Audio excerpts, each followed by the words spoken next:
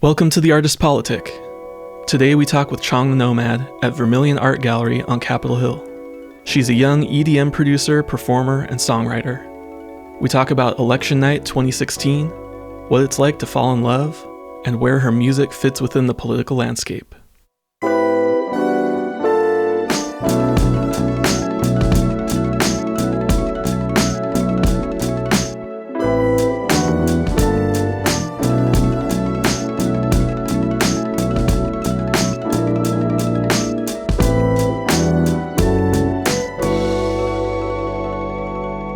Well, Chong the Nomad, welcome to the show. Honored. Thank you very much. May I call you Alda? Go for it. Good. Go for it. Good. So you've been putting out this succession of singles the last few months, right? Yes. Yep. Two Colors is the latest one, right? Do you have any more in the hopper? Yeah, I just talked about it with my manager like 30 minutes ago. I do have more. Not sure how much I can say right now, but I think what I can say is that I have 3 singles out that are finished, mixed and mastered, art completed. It's distribution and stuff. Yeah. So those will definitely all be out by August. Yeah, definitely, and I'm so excited for them. And great. Hopefully a bigger project will be in store for fall. Oh, good. From the material I've been talking about with you for my future sets. So yeah. yeah, so that's exciting. I got a good amount on my plate right now. So yeah it's good because every artist kind of wants to get to the point where they're not waiting on their creativity to spark and then release something. It's good to have a lot of stuff ready to throw out at people at any time. And yeah, also got my first official remix.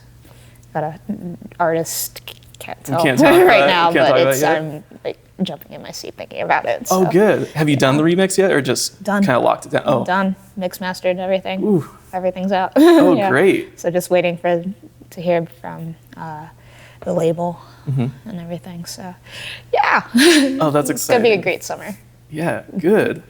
Can you tell me about Two Colors? Oh God. I wrote it a year ago. Wait, why the hesitation? I think whenever I release a song that's very emotionally vulnerable to me, like I tell people that Love Memo was like this whole, my first EP was this whole like diary of the loneliest month of my life, and people are like, oh really? It's got like you got some blappers in there, you know? And I'm just like, no, it's kind of like my diary. Yeah. Music making can sometimes be my diary. It's not always like me making fresh beats every night. It's therapy. Yeah. And Two Colors was kind of therapy a year ago for me when I was kind of going through this transition from the loneliest period of my life to like a new oh God, I hate using blossomy. Yeah, but it's pretty much about my current girlfriend and how we met and being very scared to like fall in love with someone again. And I kind of just poured that out into one song. And it's funny because I didn't finish it till about 2 months before it was released. And yeah, it took me a year to finish because it kind of sat there. And I think it's really poetic that I finished it around the time I decided to move in with my girlfriend. Oh, so nice. It's kind of like, some resolution. Yeah, there. some resolution, exactly. Yeah. I also had a very dear friend of mine, Ebony Miranda, play cello on the outro, and they've been a constant in my life, like since my freshman year at Cornish. And they've played, I'd say 98% of my pieces throughout my time as a composition student. I called them and said, hey, can you help out with this single of mine? It's really, really easy compared to what I made you play in college. Right. So they can handle anything, but this was a pop song. And well, it makes a difference to have people like that you work with that you trust, like you've kind of been through it and like grown together as a composer and performer, right? And then they just get my music. They're like, oh, so you just kind of want it more like swooping or romantic and shit, right? And I'm like, you know, it's, I'm an emotional fuck. What does it feel like to fall in love? I don't know, you go fucking crazy, dude, but it happens differently every time. It's different.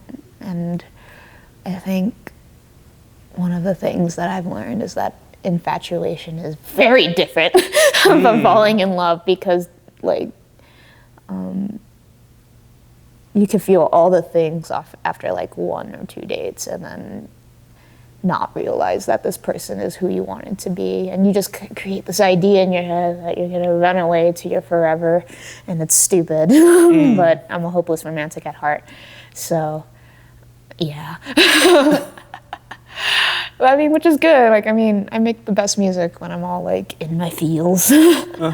But God, yeah, no, fuck infatuation. It's great for a little bit, but it also like blinds you completely. But yeah, I've experienced it in so many different ways, and I think like just slowly falling for someone is just probably one of the coolest things that has ever happened to me, because it's just like, I don't know, man. You never think that, because I feel like I'm with someone that it's like, yes, I think she's it for me, but it's like, you don't know that at first, and then coming to that realization, and then like, it's gonna sound cheesy, like getting to know the person and hanging out with them and going on dates. And it was just, oh, that's so cheesy. Stop yourself. But like going through all of that and just coming to that realization that you kind of want this person around for a long, long time. There's something really beautiful in that. And yeah, that's cool, dude. Love is cool. That was cool. Oh, that's great. It makes you like realize like God, like angels exist in this universe. Like just different ways for different people, but like yeah. Yeah. Yeah, man. Anyway, lightning round. Lightning round? Lightning round. You almost said it makes you realize that God exists in this universe, and then you stopped yourself. Yeah, because I grew up religious, but I'm trying not to like do the whole thing anymore. But yeah, no. I saw a slam poet on YouTube be like, oh God, I'm gonna paraphrase so hard here, because she said it so good. She was just like, and the curve of a woman makes you believe, I don't believe in God, but how could something from nature be this good? And I'm like, Yep. yes. So yeah, I mean, yeah. Right. Yeah. On the same spectrum. Yeah. Okay. Yeah. Yeah. I'm trying to think of a follow-up, but we'll just do the lightning round this time. We'll come back to God. I think that's a good. Okay. Lightning round. When you're cutting a sandwich, vertical or diagonal? Diagonal. Diagonal. It's just so much satisfying. I totally agree. I try to stay impartial on that one, but I totally agree. What's the best late night food in Seattle? Oh, fuck that. Okay, the first thing that came in my head was a hot dog. Street dog? Caramelized onions, cream cheese, and a grilled hot dog is like the best combination. With a little bit of sriracha and mayo is just... I could have that any day, honestly. It's a tough one. Ooh, go for it. Good. If you knew you were going to die in an hour, what would you do? Dark. What would you do with that hour? Damn. Well, thankfully, my sister's just moved to an international district, so I think I'll go to the apartment, call my parents, and have them come through, then call my girlfriend, and have all of us in the apartment and try to get along and know each other, and then, okay, I'm cool. And maybe buy some chicken wings from a really good That's a solid last hour. That's shaping up. Yeah, because you want to be realistic, but you also want some good shit happening. Okay, one more lightning round. If you had the power to see 10 years into the future, would you look or not? No. I think the best lesson I've learned especially within the last 2 years of me doing this whole music thing, is that whether you're spiritual, whether you believe in divine intervention or fate or anything, shit happens to you for a reason, man. And even if you think that, like, oh God, why? Why? Like, this is so not fair. Like, if I had all my music and shit, or like my laptop, like fails on me, like, fine, just go on to the next obstacle. And I don't want to know what will happen to me. I don't, because whatever happens is just cool. Cool. I mean, like, yeah, oh God. Yeah, no, I don't want to look.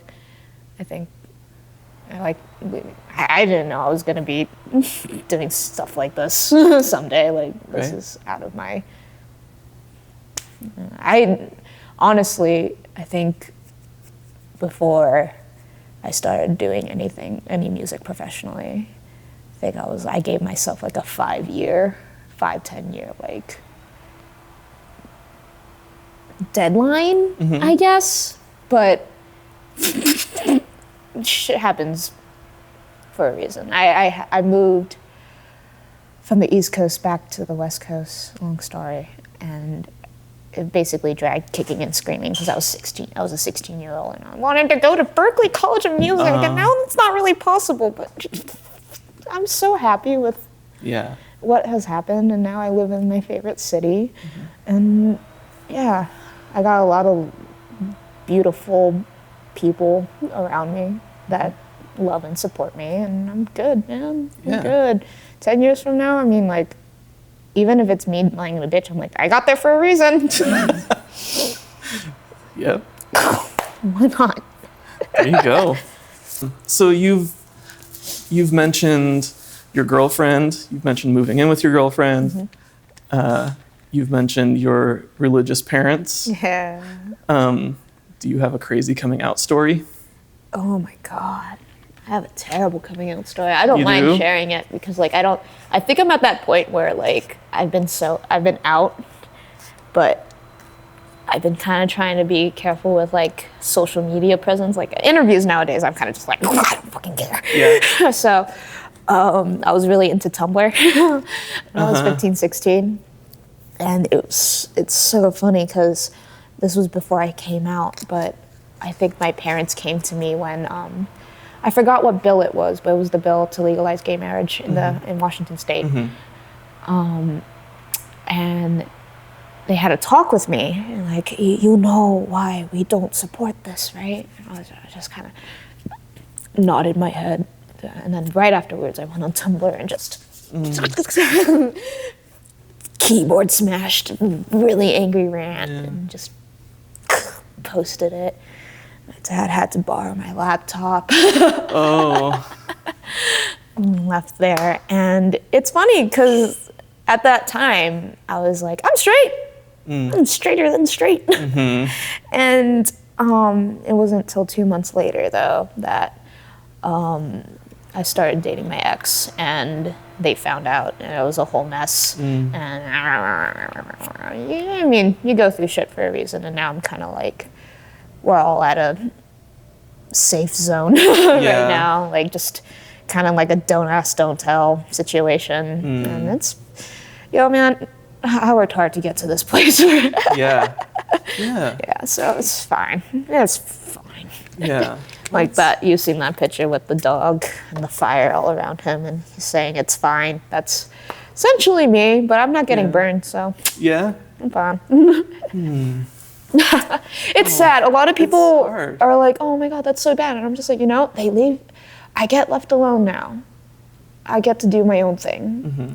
And I didn't have that when I was 17. Yeah. So.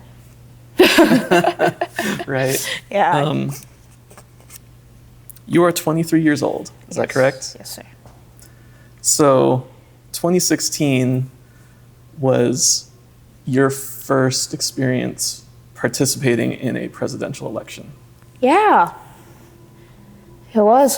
From your perspective, as a young person voting for the first time, what did that circus feel like? Can I just recount election night to you? Sure. I think my roommate and one of our friends was there drinking. And my roommate wasn't 21 yet. I just turned 21 that summer. And I just kind of laid on my bed, watched the CNN live broadcast, and just... And my other friend, who was over 21, just, get up, let's go to Neighbors. Yeah.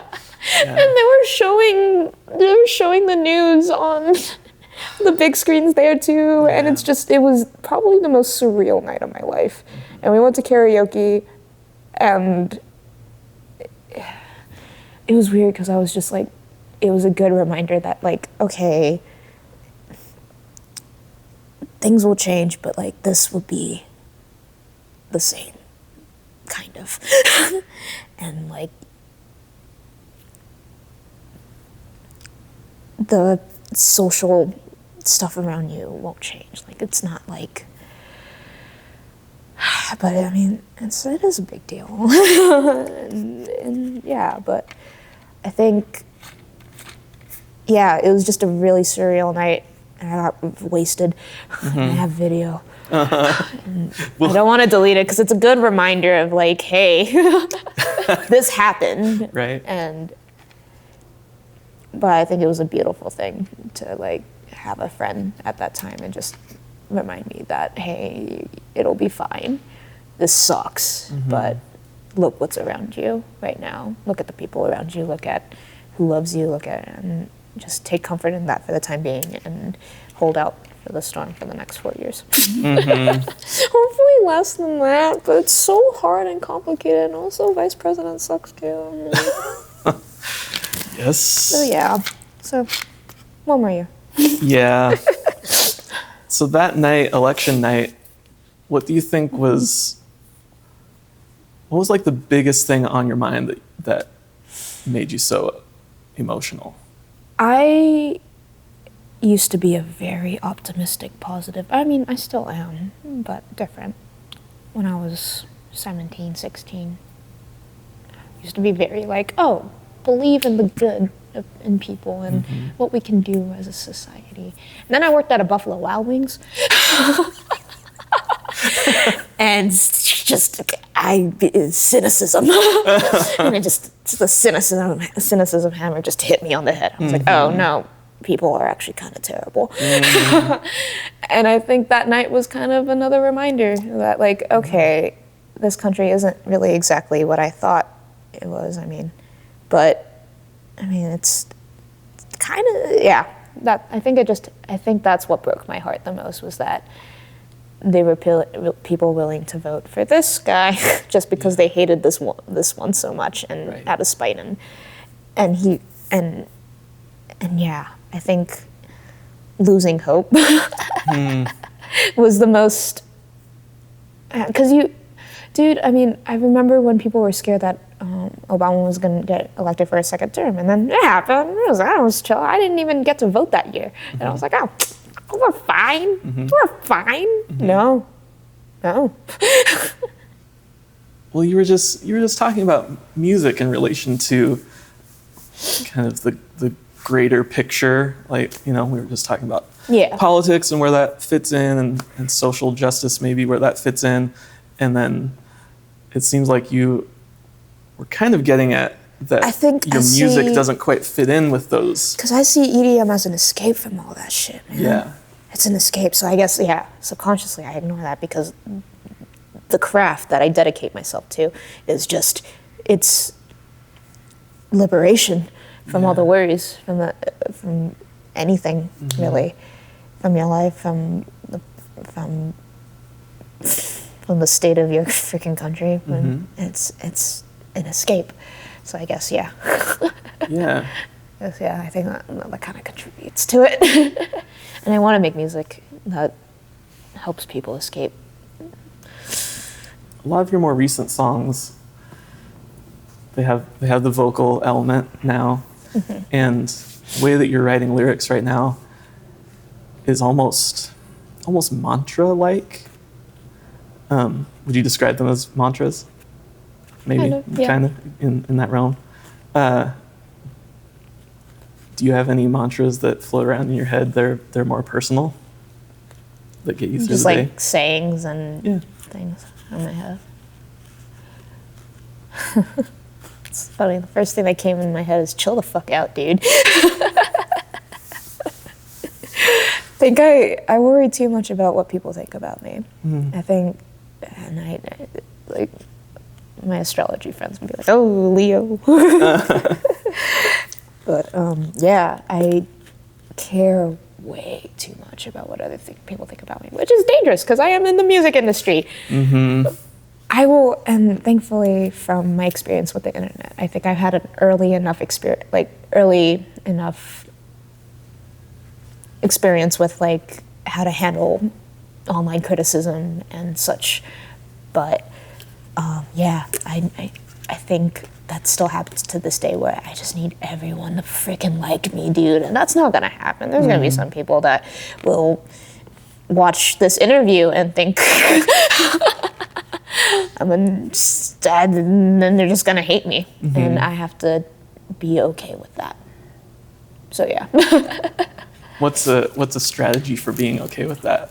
How do you get in that right headspace? Think of something that someone did that was a little embarrassing.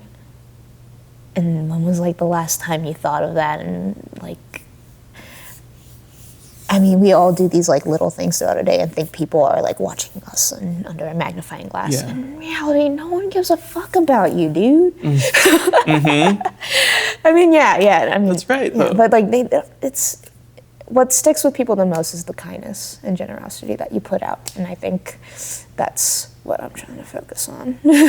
So, and just chill. Just don't take everything too seriously. Don't take every action. Don't take every song too seriously. I mean, like, put your effort into it, but don't think about what other people are gonna think about you, because that will just bury you. Yeah. Be conscious of what you do and how it affects others, but do not, just chill.